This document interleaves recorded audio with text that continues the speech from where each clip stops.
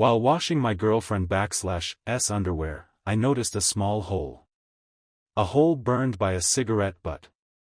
But I quit smoking over a year ago. The lace trim on the underwear had a tiny hole, barely noticeable unless you looked closely. With my 5 years of smoking experience, I instantly recognized the yellowish ring around the hole. It was unmistakably from a cigarette burn.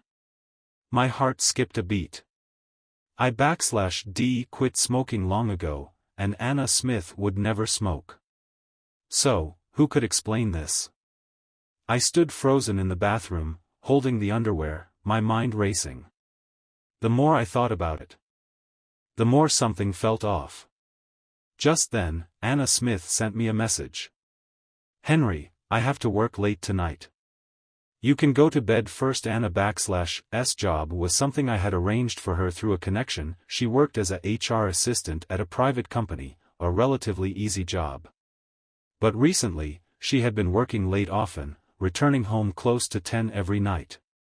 I didn't think much of it at first. I assumed she was genuinely busy. But now, something was wrong. There was definitely something wrong. Suppressing my anger, I replied, "What time do you finish? I'll come pick you up." "Oh, no need. Henry. You know it's especially busy right now. I'm not sure when it'll be done." I immediately changed my clothes and left the house, driving straight to Anna's office. Her office lights were on, and I could faintly hear voices from inside. Could she really be working late? I didn't rush in. Instead, I pulled out my phone and called Anna. "I'm worried about you going home alone. I'll wait for you downstairs." "I told you it's not necessary."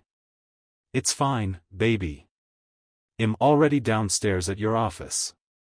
Her voice on the other end of the phone sounded different, more panicked. "Huh? Wait, you really came? What are you doing here?"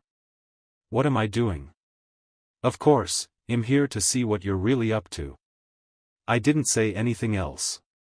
After hanging up, I hid in the stairwell.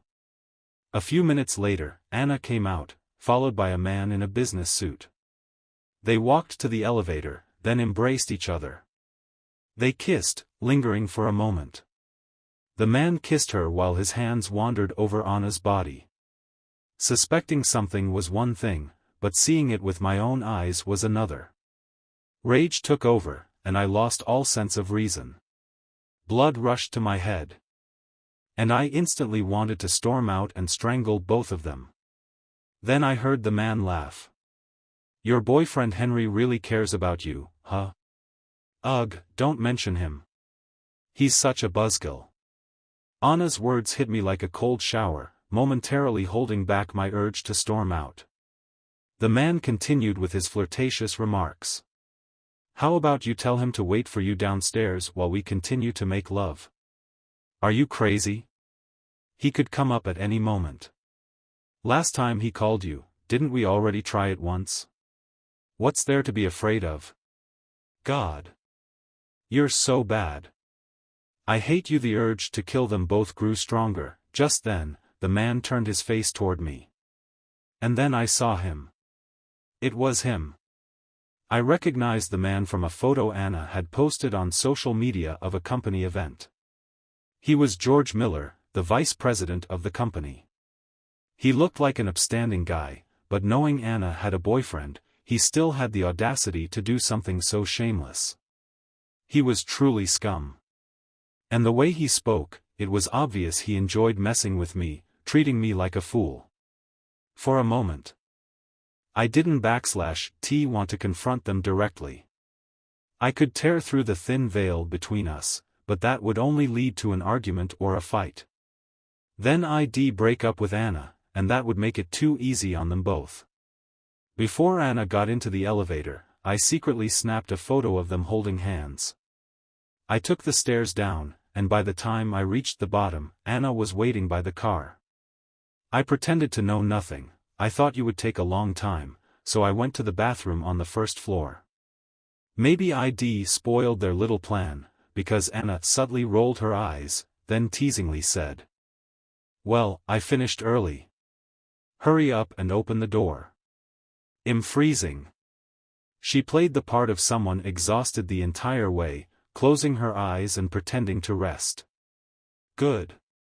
I didn't feel like talking to her. I was afraid that if I opened my mouth, I wouldn't be able to stop myself from asking her why she was doing this to me. That night, while she was asleep, I sneaked a look at her phone. The more I read, the angrier I became. Anna had been seeing George Miller for months. She'd started at the company in June, and by August, she was already flirting with him. Not long ago, they'd crossed the line, using late-night work as an excuse to openly have an affair at the office. And while they were sneaking around, I was at home, like an idiot, cooking dinner and doing laundry for Anna, worrying about her being tired from work, concerned for her safety on her way back, imagining our life after marriage.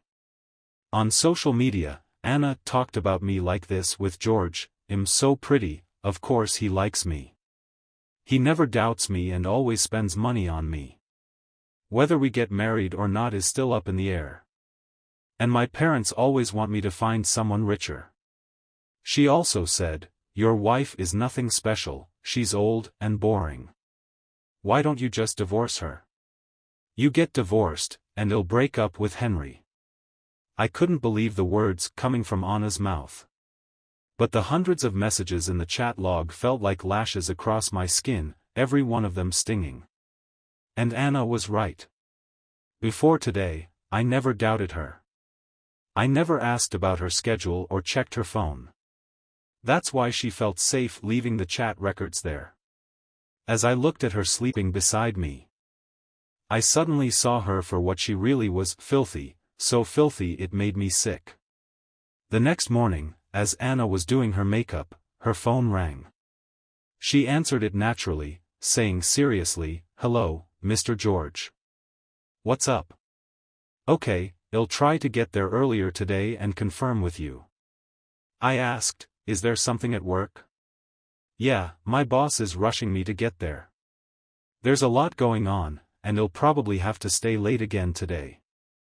I looked at her bright red lips and tight, figure-hugging skirt, pretending to be concerned. "Maybe I should ask someone to help you find a new job. I can't stand seeing you so stressed." "Don't." Anna snapped loudly. Then she quickly realized her response was too strong, and awkwardly smiled. "I mean, it's no big deal. I'm still young, so it's fine to work hard. Plus, you've already used a favor to get me this job, so I have to think about you, right?" When she left, she leaned in to kiss me. But as I remembered that this was the same mouth she'd been using to kiss that scumbag last night, my stomach churned. I quickly pretended to search for something to avoid her. Anna had it all planned. When George called, if I was around, she'd call him Mr. George. If I wasn't there, she'd call him darling, baby, and even called him daddy on social media. It was obvious how shameless they were in private. George had clearly planned to call at this time on purpose. Maybe it was to flirt right in front of me, enjoying the thrill of it all. Well, if they wanted to play these games, then I'd play along with them all the way. I dug into George's background. It turns out he wasn't just married, he had 2 kids. His wife, Emma, quit her job after having kids to stay at home and take care of the family. His parents were retired university professors and lived in the same neighborhood, helping with the kids. I hired someone to follow him for a while and discovered another of George's secrets. He was still secretly seeing his married ex-girlfriend, Emily. Every time they met, they went straight to a hotel. From the outside, George seemed like the perfect family man, with a successful career and a happy home. But what was the truth? The more I uncovered about George, the more it worked to my advantage. I gathered all the evidence and spent some time tracking down the contact information of George's family, his ex-girlfriend Emily, and her husband, Terry. I can only say that in this age of big data, no one has any privacy. One day, Anna lied again, claiming she had to work late. I responded coldly, okay, don't forget to eat. If you get too hungry, I'll be upset. Henry, you too. Be sure to eat. That evening, I parked outside her office. Using a new phone number ID set up beforehand to text George's wife, Emma. Does your husband always say he's working late? You should pay attention, don't be kept in the dark. Almost immediately, she called me. I hung up. She texted, who are you? What do you mean by that? He's been seeing his ex-girlfriend for a long time. That was all I said. No more responses, no matter how much she asked. For a woman whose entire focus was on her family, planting a seed of doubt about her husband was enough to make her start questioning. I waited calmly in the car, and sure enough, a little while later, George came rushing out. He looked nervous, running toward the parking lot, frantically talking on the phone, trying to explain something. I couldn't help but laugh. The way he was panicking was just pathetic. Anna followed behind, looking constipated. When she saw him leave, I stepped on the gas and drove off. Emma might have been just a housewife, but she wasn't someone to be underestimated. Her parents ran a business locally, and she had 2 older brothers. She'd been pampered growing up and had quite the fiery personality. George had been tangled up with his ex, Emily. And after my little tip-off, Emma seemed ready to investigate. George, realizing he was in deep trouble, had to lay low for a while. Not only did he start coming home on time every day, but he also stopped chatting with Anna late at night on social media. This drove Anna mad. Like all mistresses who want to take the wife's place, Anna despised the original wife. She texted George, "What's so great about being stuck with that old woman? She's old and fierce. Don't you think I'm better than her?" Ha, how naive.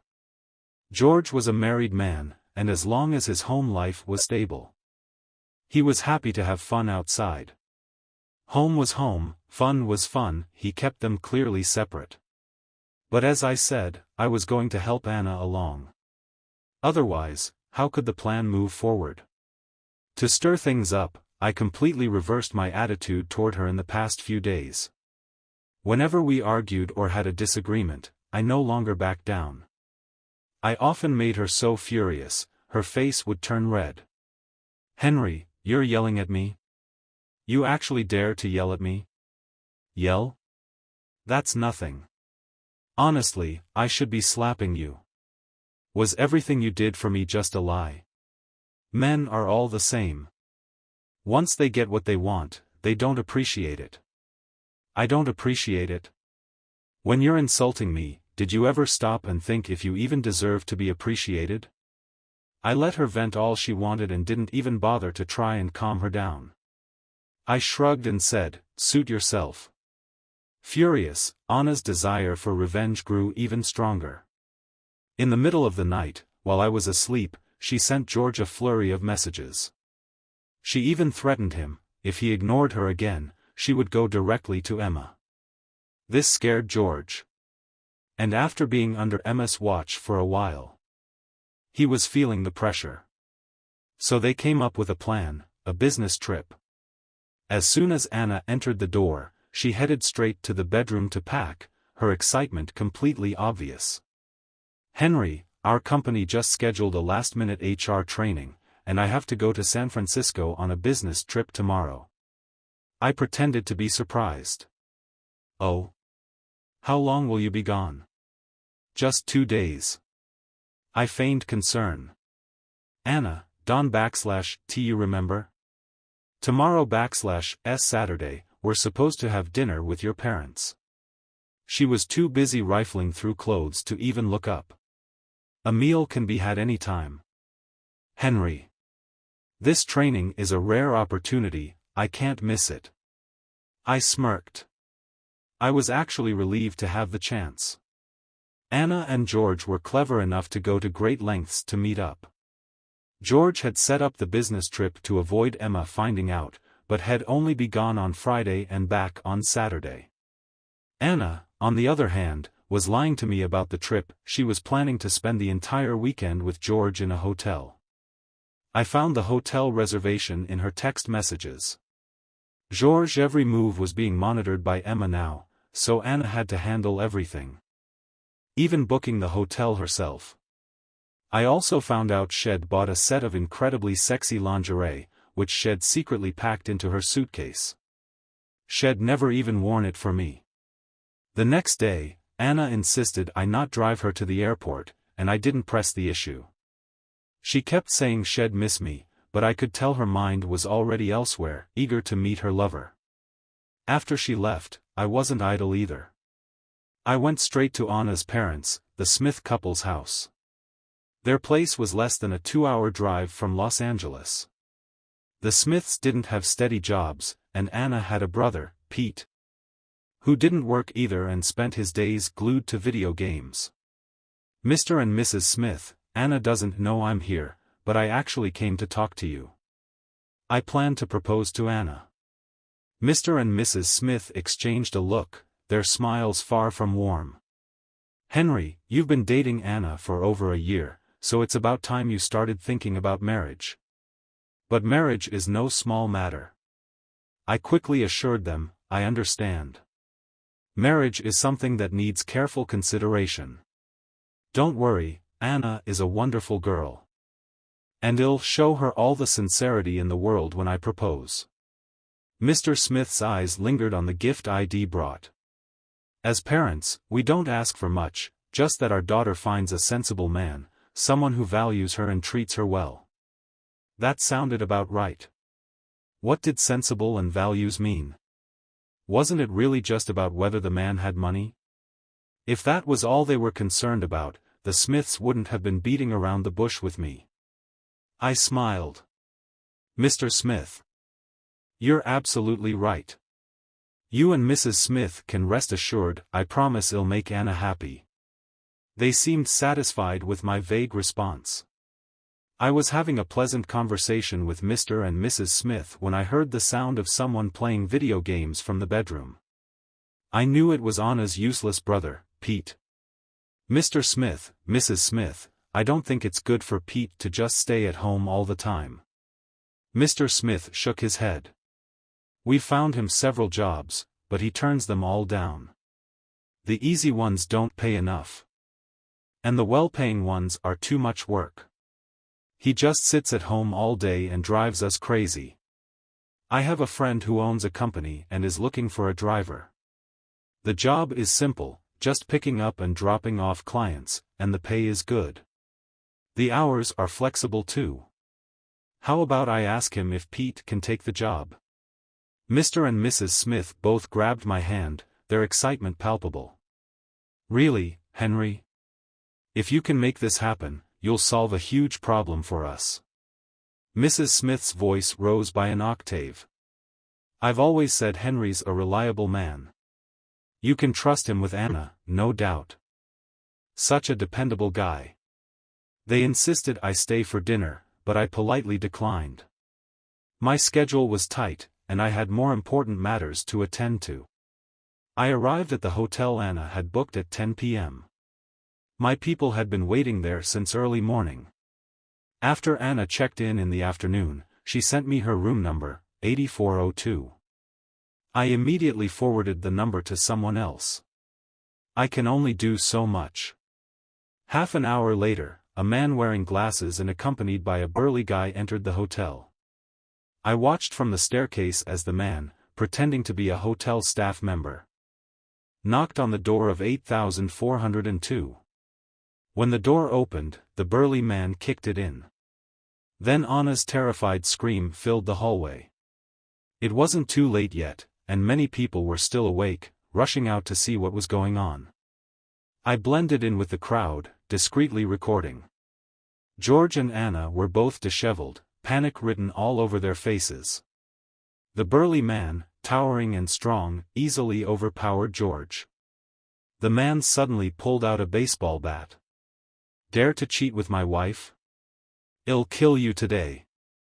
The bat struck George's stomach with a sickening thud. And the burly man kicked George between the legs. George screamed, clutching his groin and collapsing to the floor. It hurt, just hearing it made me cringe. But it was satisfying, watching it unfold was pure pleasure. The onlookers stayed back, too entertained to intervene. The gossiping masses didn't need any prompting to jump to conclusions.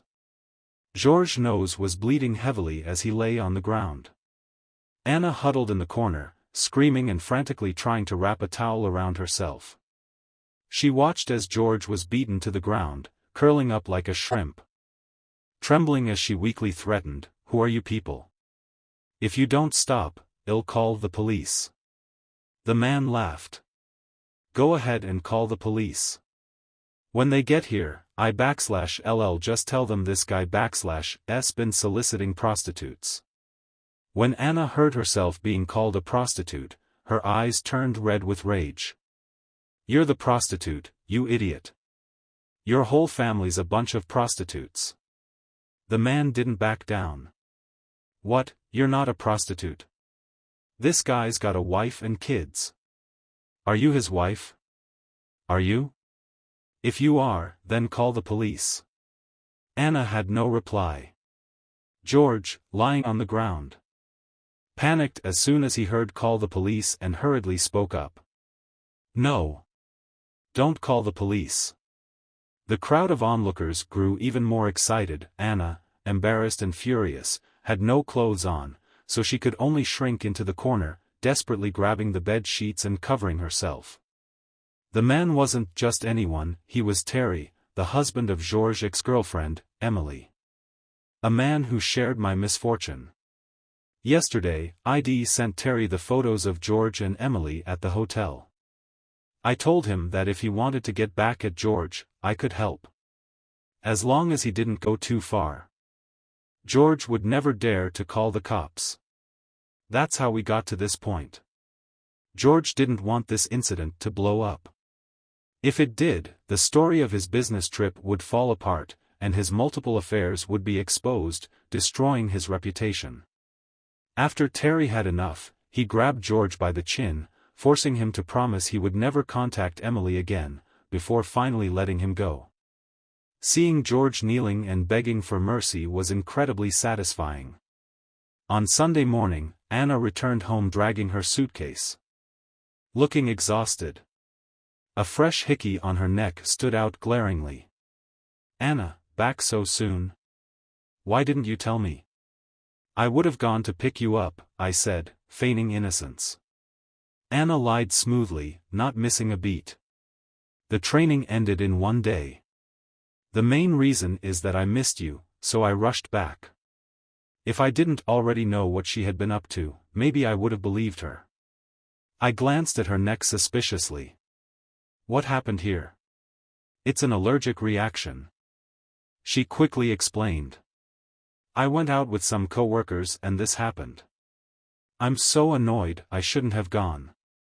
I had noticed the hickey last night. I was curious to see how Anna would try to cover it up when she came back. To my surprise, she simply blamed it on an allergy.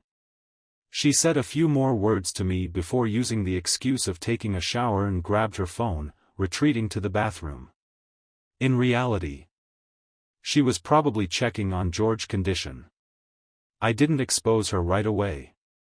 The secret tryst they had so carefully planned had turned into a disaster. George was terrified after being beaten up, and he had turned into a turtle, retreating into his shell. He didn't dare speak a word to Anna at work, fearful that someone might figure out what was going on. After all, he still didn't know who had blown the whistle on his affair with Emily. George even convinced Anna to delete their chat history from her phone, but thankfully, I had already backed it up. Anna was upset again by George's retreating attitude. After thinking she had him wrapped around her finger, she watched as he returned to his family. What mistress could ever accept that? While talking to Anna, I deliberately brought up George and his wife. "Anna, I think I saw your VP George today on the road. He was hugging his wife, so gentle and caring. What a great husband." I went on and on about how beautiful and graceful George's wife, Emma, was. I praised how well George took care of her, calling him such a good husband. Anna was furious. Her mouth twitching, but she couldn't let any suspicion show in front of me. She kept bombarding George with messages on social media, pushing him to give her an answer. When are you going to stop making me wait? I can't keep hiding anymore. A few days after the dramatic cheating scandal, Anna/'s company/'s anniversary celebration was fast approaching. The event was set at a 5-star hotel, and she had a solo performance planned. I volunteered to help with the stage background video for her performance. The day before the anniversary celebration, I called Mr. and Mrs. Smith. Mr. Smith. Mrs. Smith, I'm planning to propose to Anna tomorrow. Would you mind coming to witness it? I asked. Sure, no problem. Mr. Smith replied enthusiastically. I want to surprise her, so please, don't let anything slip, I warned. Of course. By the way, Henry, about Pete's job. Mrs. Smith began. I've been so busy I forgot to mention it. My friend said he'd do it as a favor to me, I explained. Henry, well, take Pete out sometime soon to thank you. Mr. Smith said, expressing his gratitude. I reassured them, we/re family, no need to thank me. The whole time, I emphasized one point. Anna and I are getting married, so helping Pete is only natural. In other words, if Anna and I Don/T end up together, Pete and I wouldn't be connected at all.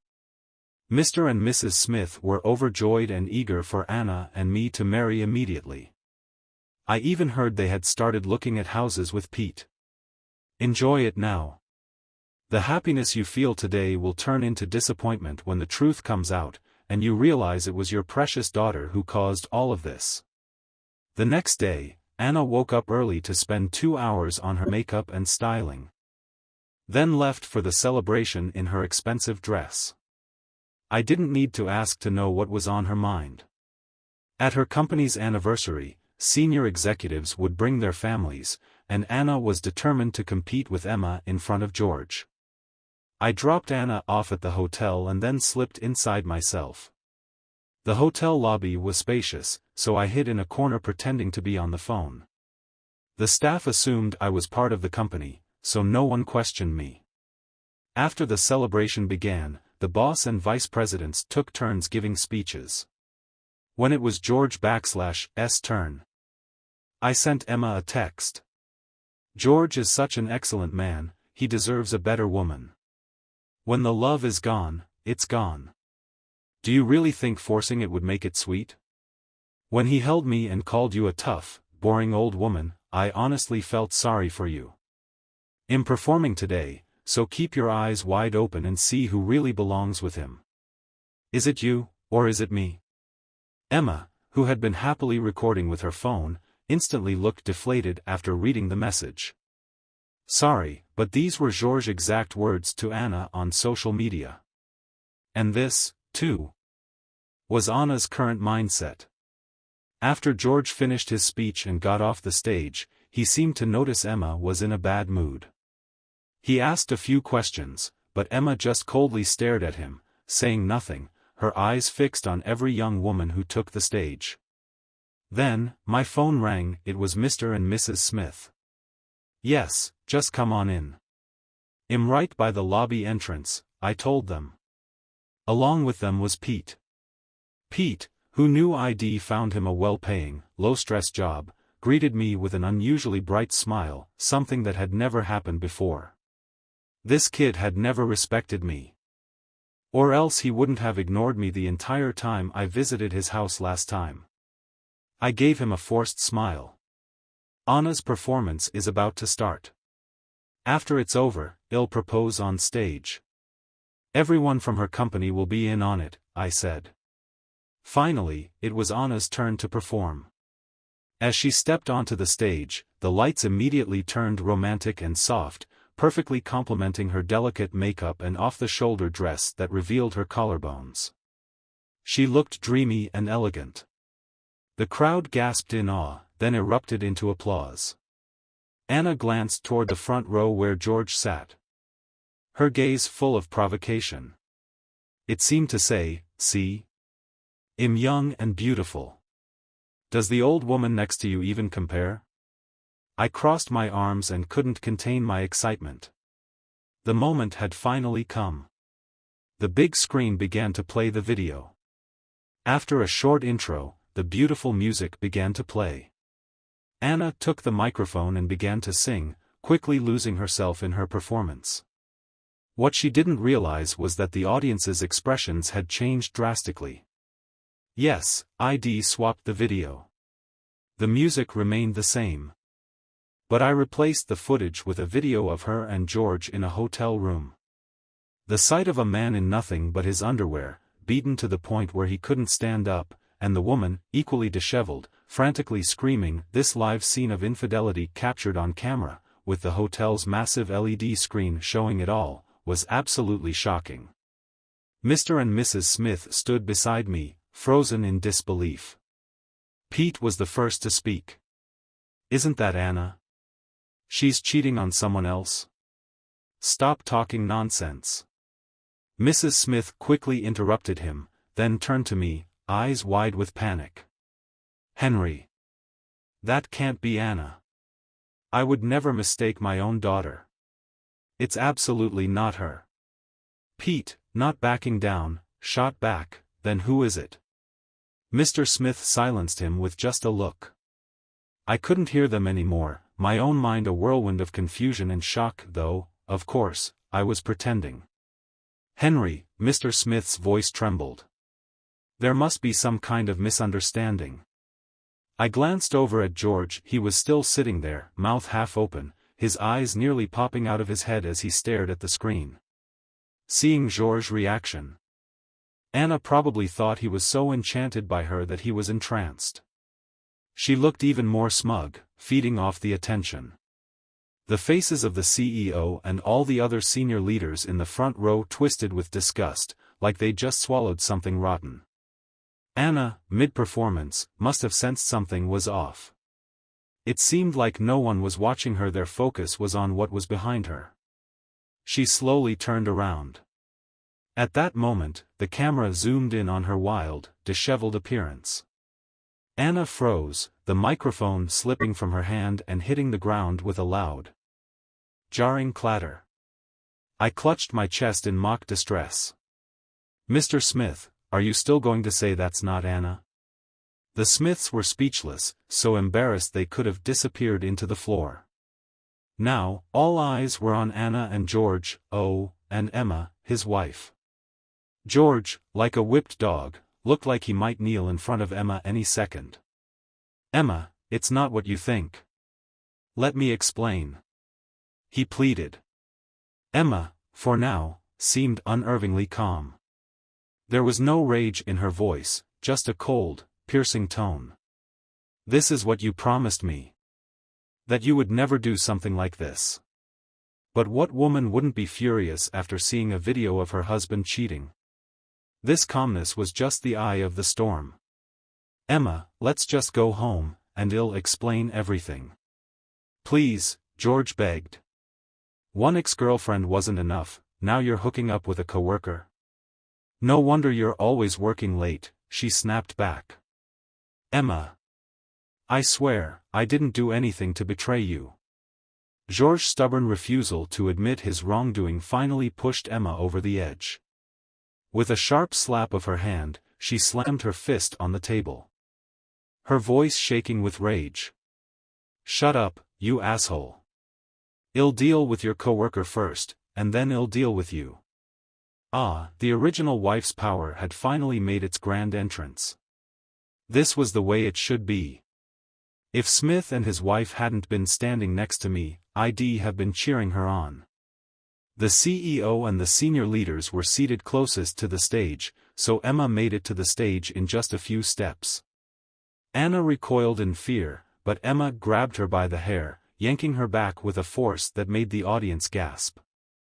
Which wife wouldn't want to see her husband's mistress suffer? As far as Emma was concerned, this video might very well have been Anna's own idea, a deliberate attempt to provoke her by showing it during her performance. Emma's fist connected with Anna's face. Yes, a fist.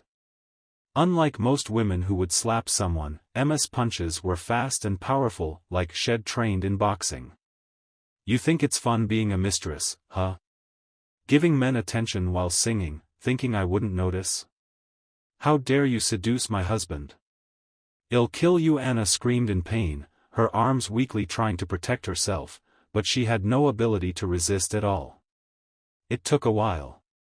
But eventually, people managed to pull Anna and Emma apart. By that point, Anna's face was already swollen from the blows. Though Mr. and Mrs. Smith were humiliated, they couldn't help but rush to protect their daughter. Perhaps it was the shame of being beaten so badly, or perhaps it was pure anger. Anna completely lost her composure. With bloodshot eyes, she screamed hysterically at Emma. Fine, let's settle this once and for all. He doesn't love you anymore, you know. He doesn't love you. You two are going to divorce sooner or later. All you did was have 2 kids for him. What do you think that means? George says you're just a... Anna was abruptly thrown to the ground. Everyone froze in shock. George had slapped Anna. He pointed at her, cursing, "You filthy bitch, harassing me from the moment you started working here, and now you tricked me into a hotel room. Let me tell you, the only woman I love in this life is Emma. What the hell do you think you are, comparing yourself to her?" George's eyes were full of venom, like he was ready to kill her. "I warn you, if you keep trying to destroy my family, I'd rather lose this job than let you and your whole family get away with it." Anna stood there, stunned. She looked at her lover in disbelief, her mouth opening and closing, but no words came out. It was hard to believe that just moments before they had exchanged longing glances and subtle signals. But now, when faced with Emma, Anna wasn't even worth a second glance in George's eyes. That last statement from George was a threat, clear and cold. The scumbag turned to beg his wife, "Emma, let's go home, please. I'm begging you." After watching the drama unfold, there was no way I was going to let him off the hook. Finally, it was my turn. I took a deep breath and rushed onto the stage, holding the bouquet I had prepared earlier. "Fuck you." I swung with all my might, landing a punch right on George's face. He was completely unprepared for it. Stumbling, he fell to the floor, blood pouring from his mouth, along with a missing front tooth. Since I had been to Anna's company several times, many of her colleagues recognized me. So when I hit George, it felt justified. I turned to look at Anna, heartbroken. "I was going to propose to you today. But I never imagined, you've been lying to me all this time. What does this married man have that's so great? Tell me what's so special about him?" I shouted, half in anger, half in disbelief. Anna, caught in guilt and fear, immediately burst into tears. Her hair was a mess, her makeup smeared, and her swollen face looked awful.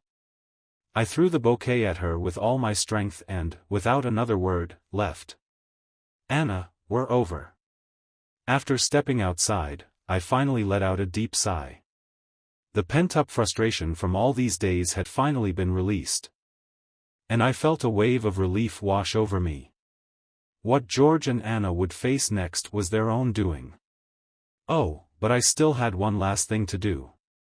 I gathered all the evidence I had: videos of George and Emma in the hotel, videos of George and Anna in the hotel, thousands of text messages between the two of them over the past few months, including the business trip excuse, and the complete cheating footage. One copy for George/'s wife. And one for everyone in the company. The emails were copied directly from Anna/'s work tablet. Each victimized family member and every gossip-hungry bystander had a copy. Whether Emma would divorce George was none of my concern, but I was going to make sure he was ruined. Once I finished, I slept soundly. The next morning, Mr. and Mrs. Smith dragged Anna to my place, but I refused to let them in. They actually thought they could plead on her behalf. Henry, you've been with Anna for so long, you two have feelings for each other.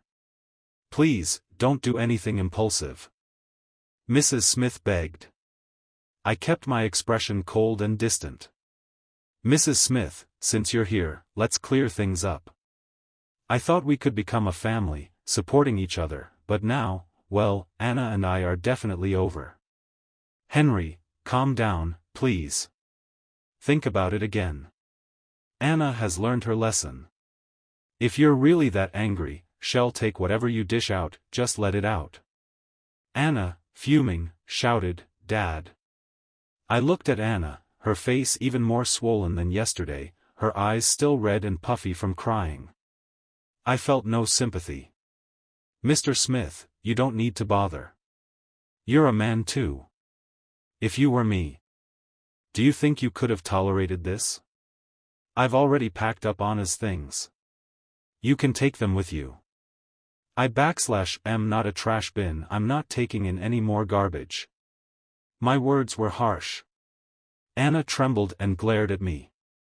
I didn't even spare her a glance. What, is there something wrong with what I said? I tossed the packed suitcase out the door, then shut it without a word. Anna's dad, seeing everything was beyond saving, started yelling at her from outside. Good for nothing. Look at what you've done. We've been worrying ourselves sick about your marriage, and what do? You lose your job and drag us into your humiliation. And Pete, don't forget your brother. His job, everything's gone because of you. Anna screamed back, you've been telling me to find a rich guy, haven't you? All you wanted was for me to get money to support Pete. Now, stop pretending to be the loving father and mother. Don't you dare talk to me like that. The sounds of hitting and crying filled the air. Stop it. Stop it. Someone's going to see. Can't we talk about this at home? Get out. I don't have a daughter like you. I watched from the security camera outside and couldn't help but laugh. I didn't say anything more to her. After hanging up, I retreated to the stairwell. Everything they had gained, they had lost. Now, all they felt was resentment toward their daughter. George wasn't faring any better either. He had to deal with Emma, while still trying to worm his way into staying at the company. But everywhere he went, people pointed and whispered. Eventually, he couldn't take it anymore and left, packing up and quitting. Emma demanded a divorce, insisting George leave with nothing. She wanted the 2 kids, and George had to pay a hefty child support fee every month. George Miller begged, but it was too late. His parents, the Millers, had beaten him half to death after hearing about it. The Millers, both retired university professors, were upright people. When their son made such a disgraceful mess, they didn't take his side. They agreed to Emma's terms without hesitation, only hoping to see their grandchildren regularly. At that point, Anna made her next bizarre move. Anna was determined to replace Emma as George's wife. And the Smith couple, shameless in their desperation to help their son, came up with the awful idea of having Anna fake a pregnancy. George was avoiding Anna, but she still went to the Miller's house with a pregnancy test in hand. Mrs. Miller fainted on the spot, and Mr. Miller called an ambulance before reporting the situation to the police. In front of the police, Anna couldn't lie anymore. She admitted she wasn't pregnant. George, already humiliated by Emma's demand for a divorce, couldn't hold back. He stormed over to Anna's house with some people and destroyed everything in sight. The Smith couple, furious, called the police again. The 2 families' shouting match was a real spectacle, and it kept me entertained for days. One night, Anna called me out of nowhere, completely losing it. Henry, how dare you speak to me like that? So what if I cheated? You don't know everything. Me and George, we've been together more than once in the hotel, you know? I replied calmly, I know, every time you 2 worked late. You were secretly meeting up. The overtime records between you and Mr. George, I was the one who sent them to the entire company email list. Just wanted to make sure all your colleagues knew about your affair. On the other end of the line, Anna was stunned into silence. Henry. It was you. Before she could finish, I hung up the phone and blocked her number. Anna, who always thought she could play me like a fool, was probably furious when she found out the truth. People like her always get what's coming to them. If the heavens don't punish her, I will.